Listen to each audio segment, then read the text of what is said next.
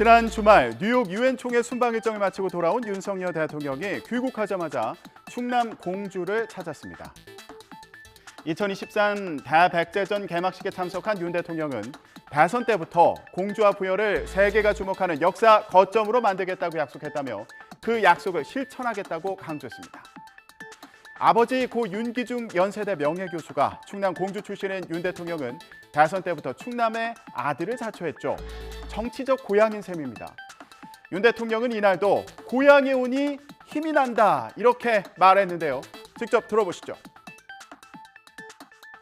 제가 조금 전에 뉴욕의 유엔 총회 순방 일정을 마치고 막 도착해서 헬기를 타고 일리 왔습니다. 여러분들 만나 뵈러 왔습니다. 4박 5일 동안 49개의 외교 행사를 마치고 고단한 몸으로 비행기에 몸을 실었지만 제 고향에 오니까 힘이 납니다, 여러분. 1년 6개월 전 작년 3월 3일 대선 직전에 공산성 광장에서 보여주신 공주, 부여, 청양, 충남 도민 여러분의 뜨거운 함성이 지금도 제게 큰 힘이 되고 있습니다. 감사합니다, 여러분. 이렇게 지역 민심을 챙긴 윤 대통령, 어제는 시민들에게 추석 인사를 전했습니다. 부인 김건희 여사와 함께 서울 용산 어린이정원에서 추석을 맞아 운영하고 있는 팔도 장터를 깜짝 방문했는데요. 어제 현장으로 가보시죠. 네, 장터를 방문한 윤석열 대통령 부부, 어린이와 떡매치기, 투호 등을 체험하고요. 또 시민들과 어울려서 시간을 보냈습니다. 꼬막 등 수산물 요리를 시식하기도 하고 은갈치 같은 전국의 추석 성수품도 구매했습니다. 품이어서 엄청 제일 큰 사이즈의 갈치입니다. 네. 요리하시기에 어떤 사이즈가 제일 좋으세요? 사야 좋지.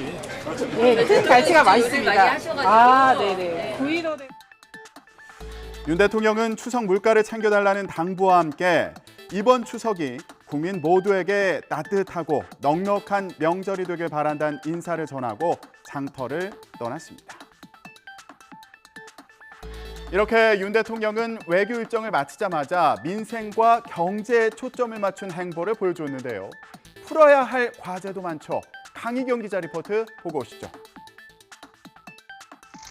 우선 한덕수 국무총리 해임 건의에 대해 윤 대통령은 예상대로 수용하지 않을 것으로 보입니다. 대통령실 관계자는 한덕수 총리가 중국에서 시진핑 주석과 만나 열심히 외교 활동을 했다며 그 모습으로 국민에게 충분한 답이 됐다고 생각한다고 밝혔습니다. 더불어민주당 이재명 대표 체포동의안 가결로 뒤엉킨 정국을 푸는 것도 시급한 과제입니다. 당장 국회 본회의 개최가 어려워 사법부 수장 공백 사태가 불가피해진 데다 각종 법안 처리도 미뤄지고 있기 때문입니다. 다만 대통령실은 이 대표 체포동의안 가결이나 단식 중단에 대해서는 수사와 재판 사안이라며 언급하지 않는 게 좋겠다고 말을 아꼈습니다. 그럼에도 불구하고 꽉 막힌 정국에 윤 대통령이 관련한 발언을 할지도 주목되는데요. 정치권에서는 이재명 대표 체포동의안 가결 후폭풍이 거셉니다. 이재명 대표는 지난 주말 24일 만에 단식을 중단하고 회복 치료에 들어갔죠. 이에 따라 내일 예정된 영장실질심사에도 출석할 것으로 보입니다. 민주당은 의원들은 물론 당원들에게도 이 대표 구속영장을 기각해달라는 탄원서를 제출해달라고 요청하고 있습니다. 원내 지도부와 탕평책으로 지명한 비명계 송갑석 최고위원이 사퇴한 가운데 친명계를 중심으로 한 지도부와 지지자들은 더 결집하는 분위기입니다. 최고위는 흔들리지 않습니다. 이재명 대표도 흔들리지 않고요. 이재명 대표는 더 단호하게 그리고 더 단단하게 최고위도 마찬가지로 함께 더 단단하게 더 당당하게 그렇게 간다 말씀드리겠습니다. 이탈표를 던진 의원들에 대해서는 연일 비판이 잇따르고 당원들은 색출 작업까지 하고 있는데요. 이런 민주당을 향해 김기현 국민의힘 대표는 한 줌 흙에 불과한 개딸들이 아무리 버텨봐야 찻잔 속 태풍이라고 지적했고요. 국민의힘은 민주당이 개딸 전체주의에 빠졌다 이렇게 비판했습니다. 들어보시죠. 아무리 공천을 받기 위해서라지만 헌법기관의 의무조차 저버리고 부결투표 인증 릴레이에 가담해 개딸들의 눈치를 보는 것은 또 다른 민주주의 파괴 행위입니다. 게다가 민주당이 국회의원, 보좌진, 시도당까지 총동원해 탄원서를 내는 것 역시 법원을 정치 권력의 힘으로 찍어 누르겠다는 삼권 분립 정신의 훼손이며 동시에 이탈자를 색출해 공격하겠다는 좌표 찍기 행위입니다. 이런 가운데 민주당은 내일 새 원내대표를 선출합니다. 후보는 4선의 우원식 의원과 그리고 3선의 김민석, 남인순, 홍익표 의원으로 모두 친명계입니다. 당내 비판이 거센 만큼 비명계는 쉽게 도전하지 못한 것으로 보이는데요. 이 대표 체포동의안 가결을 계기로 지도부도 친명 일색으로 꾸려지는 거 아니냐는 시각도 있습니다. 또 민주당 원내 지도부 부재로 대법원장 후보자 임명 동의 표결과 보호출산제, 머그샷법 등 민생 현안 처리에 지장이 있는 거 아니냐는 우려도 나오는데요. 내일 민주당 새 원내대표 선출 이후에 10월 초에는 국회가 정상 가동될지 주목됩니다.